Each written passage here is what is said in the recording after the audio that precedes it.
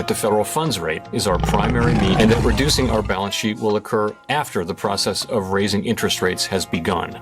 The Board of Governors at the Federal Reserve, they're in talks of CBDCs. Now, for those new to the terminology, our digital currency, yes, initialism meaning CBDC standing for Central Bank Digital Currency. Now, I read the Fed's white paper of stablecoins' growth potential and impact on banking. So stablecoins are what they sound to be, stable.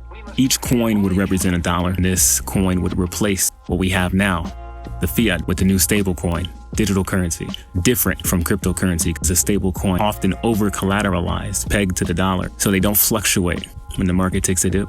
So it's more stable than the fiat currency. This is a preliminary white paper in speculative detail. What I mean white paper, usually a structured declaration of a new venture that takes on a complex problem by proposing robust solutions. Now, this is more of a speculative approach, but you can see that they're pretty much previewing how can we maintain power in this new digital vehicle. Hearing today how people talk in concern of fixing a broken financial system need to stop. Now consider, and no shade to the bank, just so you know, collaboration is key. You know how important keys are with crypto.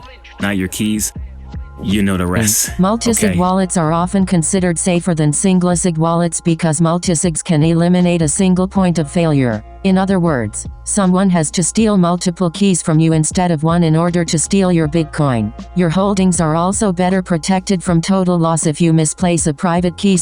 Now becoming aware, you've already learned from experience the institutional behaviors of the banking system. The system not broke. It's never been broke. The system will always work in favor of who it's working for. Those who created it. Those are the facts. The real question is, do you want to build a new one?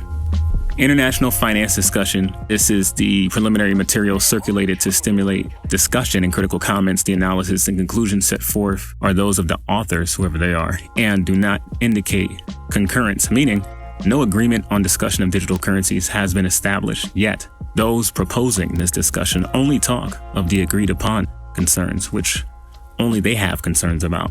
I see this open discussion addressing federal growth with digital currency and looking at how they just are basically trying to maintain complete control just in new CBDC digital format, right? Essentially, the cool kids. In that regard, we will be prepared to adjust any of the details of our approach to balance sheet management in light of economic and financial developments. With poor, upper on its hierarchy social strata who fight to remain popular, to economic trends to keep their control, overall unaware to how they became the shot callers to begin with. Now, these discussion papers extensive, but after reading them, I can tell you the condensed, concise version.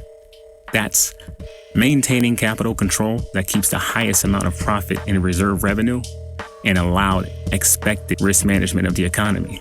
You have to realize, and to some have to remember, and now you will, the intended purpose of digital currency was to empower you to be your own bank and have full financial control and ownership, not the new vehicle for administering unequal distributed wealth. Superimposed central hierarchy reserves authority on the axis of careless privation and control of quantitative and qualitative resource. But how does the public have feedback on a conversation they know nothing about it taking place in digital currency they don't have any knowledge of and can't explain it? It's completely alien to them. These are complex decisions concerned with decisions that are difficult simply because of the complexity of the system. So complex, the complexity of the organization has to make them.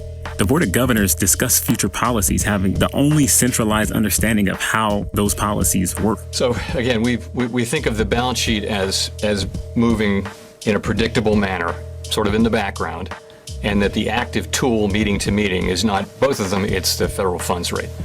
There are rules of thumbs. They make the final decisions based on us knowing nothing. Millions subjected to the adverse silo effects of these makers rules of thumb are always aware they're being affected but don't know where to begin on an explanation of why the system doesn't work or how to propose ideas and solutions. They simply don't know what they don't know. Do the Board of Governors even know what common people need? Are they aware? Millions suffer and some die from not having food and resources, and that's suffocating. We understand that our actions affect communities, families and businesses across the country. Top of all of that, with their regulations don't help. When was the last time they integrated in common activities with the everyday person? Do they shop at our grocery stores? Have you seen a board of governors anywhere? Stroll through the park, have conversations with the elderly, consider concerns of the homeless, talk to aspiring youth leaders of tomorrow? Do they do any regular things? Who are these people? How do they have our best interests in mind when they're not interested in knowing us?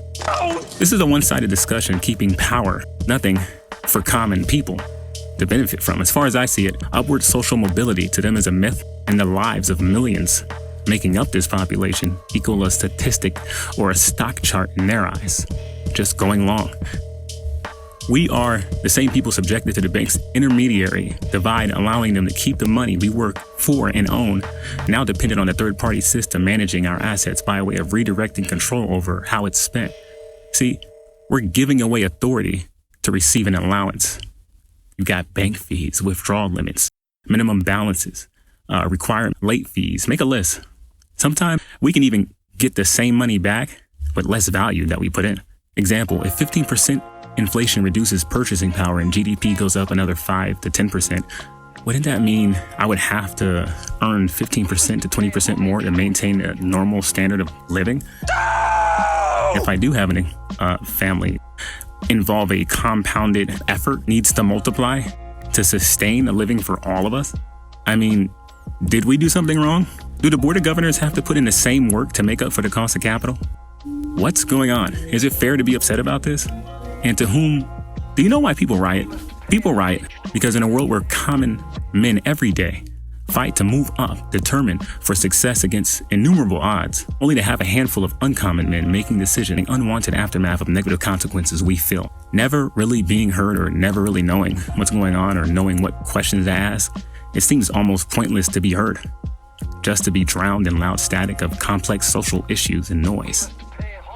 The only clear change in our human expression, that is the unobservable structures that have observable effects on behavior, society, and culture. So what do we do? Appropriate time. Everything we do is in service to our public mission. We at the Federal Reserve will do everything we can to achieve our maximum. In a world of divide, we isolate thoughts and emotions from others. We withdraw ourselves, finding a subtle comfort in despair. Rules of thumb. But there's also an element. Now, occasionally, a person may come around you find yourself drawing near to, somebody with a similar outlook on life that matches yours. As you build rapport, getting to know them, you may notice one thing: they'll never shut up. What seemed like a suppressed shell of hopeless human existence is really intrinsically eager to express his complaints and gratitude every moment. So much, you'd never guessed all that energy was there dormant for years waiting for an adequate companion to share it with. Now, being in your own mind long enough can be deceptive. How we see the world in our heads may not be the true reality outside of us. We may not always know how to pick a companion and force a relationship out of a stranger's compassion. Yet, a maturity and gradual self-awareness in time guides the heart as a compass. People who riot attempt exercising reasonable control over chaos with a foreseeable outcome of success by way of exerting dominant actions, feeling the same amount of feeling of power in direct proportion to the feeling that amounts to having no power. As you know, true power is education. Getting to know what you don't know that you need to know. We got two options. Will the Board of Governors maybe divvy up a mandatory curriculum on the ins and outs of the institutional finance system so we can also participate in the discussion? I mean, there wouldn't be too much room in money laundering, but, we don't want to take over. We just want you to share the wealth. And option two, administer the already established stablecoins we have now, proven to be efficient under market fluctuations, over-collateralized and well, already on the blockchain for distribution and plenty of coins to choose from. The only education needed at this point is how to load your crypto wallet and spend it. And I still have the Fed wallet that was supposed to drop in the first quarter. You're going to fill those up or what? Pretty early project with no result. You may as well use what's already developed and meant for everybody. Or maybe you don't want that.